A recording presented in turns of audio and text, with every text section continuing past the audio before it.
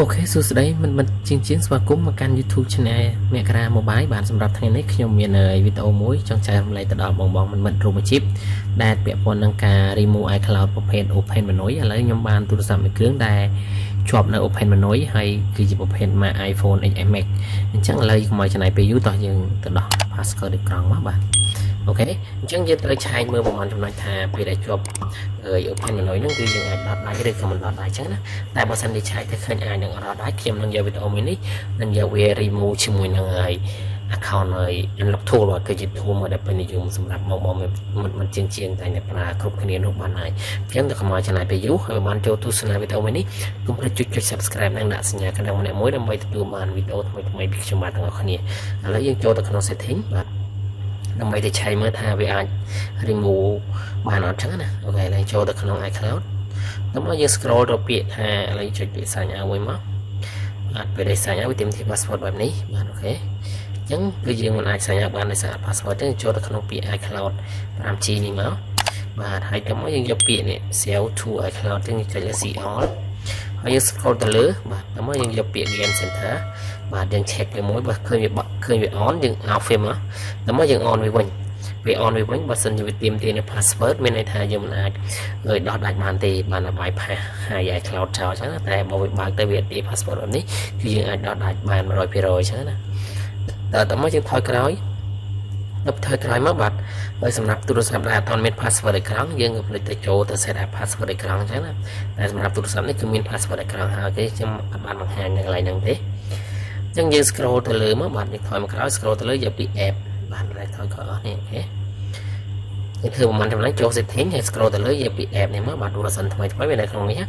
ចូលទៅក្នុង app ហើយយើងរុញទៅលើដល់រកពាក្យ Safari អូខេទៅចូល Safari យើង scroll ទៅលើបាទតមកយើងយកពាក្យ Advanced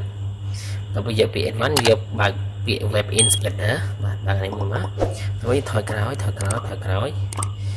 ក្រោយហត់យើង clear វាចោលបាទ hold វាចោលមកហើយយើងទៅរកនៅ Safari នៅខាងក្រៅបាទទៅរកមកនេះអូខេនេះចូល Safari ហើយអានេះវាគេបើក website អញ្ចឹងយើងចុច add tab ថ្មីមកបាទនេះចូលឡើង tab នេះបាទយកពាក្យ new មកលេខបូកនេះបាទហើយយើង add អញ្ចឹងយើង search ពាក្យថាបាទ iCloud search មក iCloud អូខេ .com ហើយចុច go បាទដាក់វានៅត្រូវដាក់វានៅកន្លែងហ្នឹងហើយមកយើង connect ខ្សែ USB ចូលជាមួយ computer មកបាទអូខេឥឡូវយើងចូលទៅក្នុង computer ទាំងអស់គ្នាឥឡូវយើងបានមកដល់ក្នុង computer ហើយយើងបើកជាមួយនឹង Serial Tool បាទអញ្ចឹងពេលដែលយើងបើក Serial Tool បែបនេះបាទហើយយើងធ្វើការ copy ID ហើយយើងទៅបើក website មួយដែលបងប្អូនតែងតែពេញនិយមប្រើនោះបាទ website មួយណាក៏បានដែរដើម្បីឆែកថាវាជាប់អត់ឥឡូវយើងចូលមកដល់ website នៃ ifree.icloud.com យើងផាកជាមួយនឹង IB ចូលបាទយើងផាក IB ចូលធម្មតាមក website ហ្នឹងឆែកច្បាស់100%គឺឆែក IB វាឆែក serial ជូនឆ្លើយប្រាប់ជូនអត់ឆ្លើយប្រាប់ឥឡូវនេះឃើញថា find my ឃើញ on ហ្នឹងមានតែជាប់ iCloud យើងមិនអាចរាយឬក៏បុក program បានទេអញ្ចឹងយើងតម្លាក់វាចុះមកបាទតម្លាក់វាចុះខ្ញុំតម្លាក់វាចុះដែរអញ្ចឹងអ្វីដែលយើងត្រូវធ្វើបាទយើងមកមើលក្នុងទូរស័ព្ទយើងហើយដោះសមអញ្ចឹងយើងទៅបើកក្នុង unlock tool ទៅបើ unlock tool មកឥឡូវខ្ញុំបើកធ្វើការបើ unlock tool អូខេទីតែបែបនេះហើយបើ unlock tool យើងចូលប៊ូតុង Apple នេះមកហើយយក you understand បាទហើយយកពាក្យ proxy ចូលឡើងនេះហើយយកពាក្យ extract data បូក FMI off ចូលក្នុងមួយមកបាទហើយរងចាំនៅក្នុងប្រអប់នេះបាទវាថា extract data បូក FMI off ឲ្យយើងត្រាស់មួយដើម្បីឲ្យវាស្គាល់នៅ driver ជាមួយនឹង computer បាទឥឡូវយើងធ្វើការតែមកវា read ព័ត៌មានវាពណ៌ start proxy start អីចឹងណានេះបាទទៅឲ្យយើង please sign in as website iCloud.com តែកន្លែងនេះគឺយើងបានចុចចូលមកដល់ហើយគាត់ឲ្យយើងនៅធ្វើការ sign in មួយមកបាទអញ្ចឹងចុច sign in តាមការណែនាំរបស់ unlock tool ហ្នឹងមកយើងចុចនេះ with passcode នេះមកហើយយើងចុច passcode យើងដើម្បីឲ្យវា log in ចូល automatic ណាបើកាលណាយើងអត់ set up passcode ទេគឺវាអាច log in ចូល automatic ទេអញ្ចឹងវា load បែបនេះបាទវា load ប៊ូតុង OK បែបនេះអញ្ចឹងយើងមកមើលមក scroll វាឡើងចុះបន្តិចមកបាទឡើងចុះអញ្ចឹងមកហើយយើងធ្វើការបិទនៅ Wi-Fi ឬក៏ 3G ដែលមានណាបើយល់អស់យើងដាក់ យន្តហោះតែម្ដងទៅដើម្បីវាដាច់អ៊ីនធឺណិត100%អញ្ចឹងតោះមកយើងចុចប៊ូតុងអូខេបានហើយយើងអាចចុចប៊ូតុងអូខេមុនបិទអ៊ីនធឺណិតទេអញ្ចឹងយើងត្រូវការបិទអ៊ីនធឺណិតឬក៏ Wi-Fi ចោលអស់សិនទើបយើងចុចប៊ូតុងអូខេពេលនោះUnlock Tool នឹងធ្វើការ check server ដើម្បីរៀបរាប់នៅលេខកូដ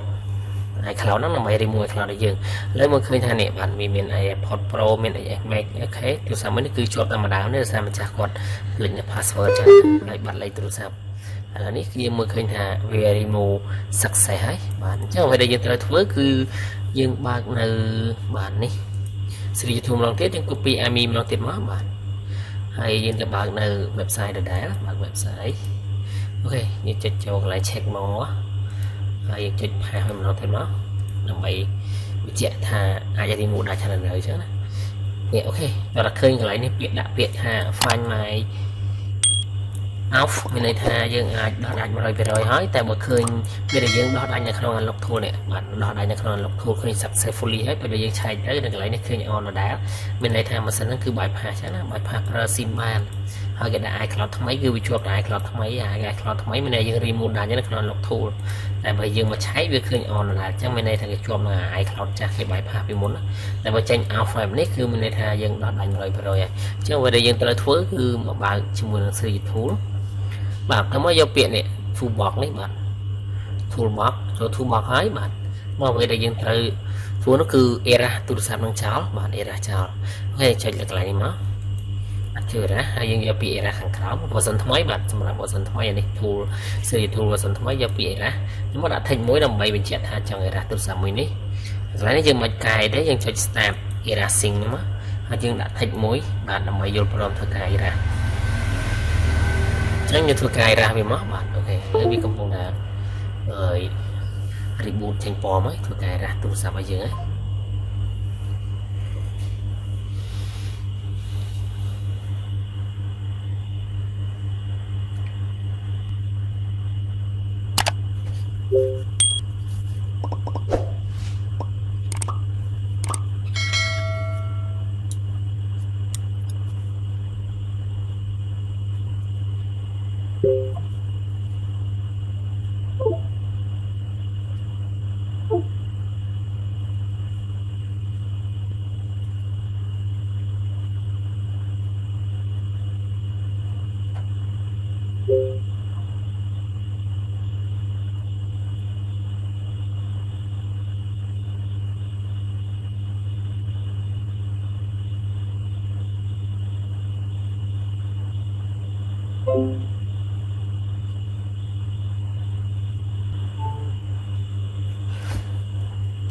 អូខេវាបានមកដល់កន្លែង hello ឲ្យយើង set up ហើយអញ្ចឹងពីច្រើនខ្ញុំតែងតែ set up វាជាមួយនឹងSiri Tool ហើយខ្ញុំធ្វើការចុច set up វាជាមួយ Siri Tool បាទហើយនេះដាក់ skip ទាំងអស់មកហើយវា auto connect Wi-Fi automatic យើងធ្វើការធ្វើវាមកចឹងរកចាំឲ្យ Siri Tool អត់ធ្វើចាំមកចាំយើងហើយគ្រាន់តែនៅវាទៅមុនហើយគឺដល់មិនឲ្យប្រើប្រាស់តែម្ដង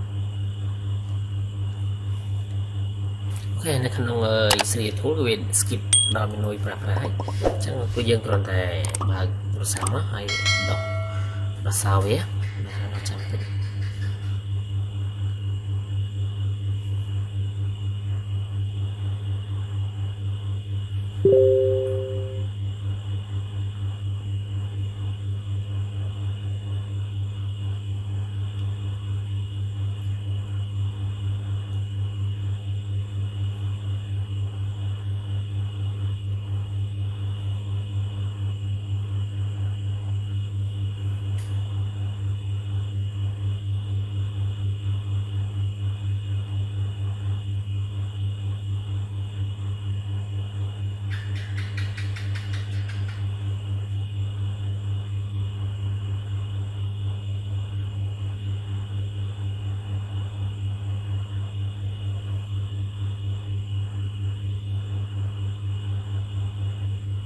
អូខេមើលឃើញថារបៀប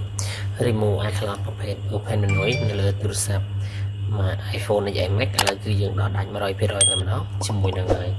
full on lọc thô chẳng ngay video nàyคือมามันเอาที่ไม่จำว่าจังออกคนจะทำมันแท้สำหรับมองมันจริงๆออกคนนี้มันโจตัวสนามวิดีโอวันนี้ทางเป็นดาวเราชาวไอ้สักคำท่ามันลงมาจิบในยังไงถูกมันออกคนนี้บาดสมองคนโซจะเลี้ยจุบคะแนนในขนมวิดีโอกลายต่อคนนี้